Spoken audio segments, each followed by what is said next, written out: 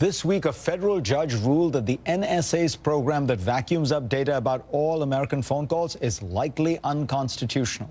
And a presidential advisory panel on the matter urged President Obama this week to stop the practice and put in place major reforms on intelligence gathering. I wanted to put all that to President Obama's first Director of National Intelligence, now retired Naval Admiral Dennis Blair. Admiral, what do you make of this court ruling? I know you're not a judge, but my question would be, if that ruling is upheld, does it cripple the NSA's ability to collect this kind of data? How big a blow would that be? I think the larger question here, that the issue that ought to be discussed is this balance between privacy on the one hand and protection on the other hand.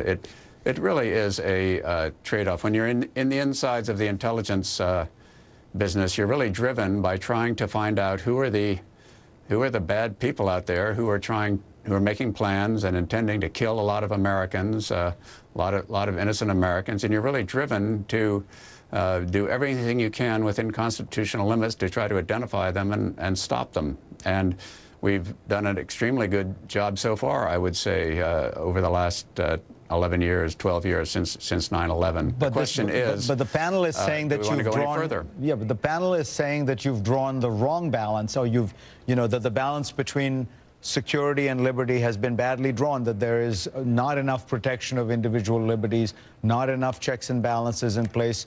And a lot of what they're arguing for is not that you can't do these things, but that, for example, the FISA court needs to have more procedures in it. There need to be judges appointed by people other than the Chief Justice of the Supreme Court. There needs to be a public advocate. What's wrong with putting in all those kind of checks and balances? I don't see anything wrong with putting in additional checks and balances on the FISA court along the lines that have been suggested. But Fareed, the main thing that I looked for in the program was whether actual harm was done to an innocent American by the program. Has anybody lost a job, been harassed by the FBI, been barred from doing something as a result of the program, any innocent American? And the answer is no. None of those have come to light. All the concern is about the possibility of misuse of this information by the National Security Agency and the intelligence communities. My experience is that information is not misused, and that having it available to efficiently check to see whether a foreigner who has been identified as a potential terrorist has called an American phone number is a useful check, and it in fact has helped us thwart some attacks. Senator Wyden says that it's pretty clear now that the phone logging program that the NSA uses, this big data mining program, did not in fact stop any terrorist attacks, that the advisory panel's report makes that clear. Your reaction?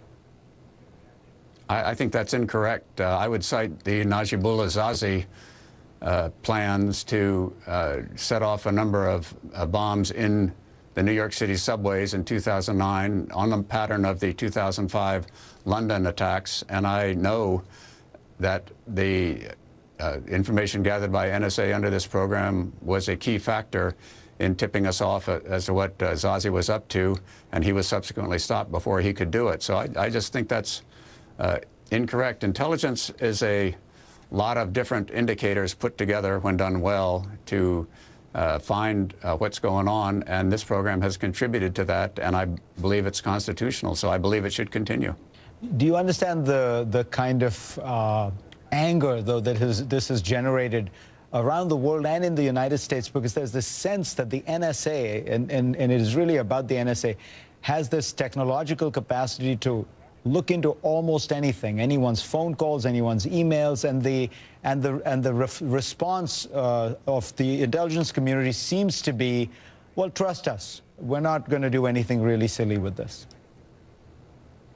I do believe, and I tried when I was Director of National Intelligence to talk more openly about this program. I think we can do that without talking about specific details, which are what have to be kept secret. And I think that this administration has done a bad job of explaining it. And had we done it from an early stage, from the time that I was DNI on, then these revelations would have been less shocking. I think a couple of things are worth mentioning, though.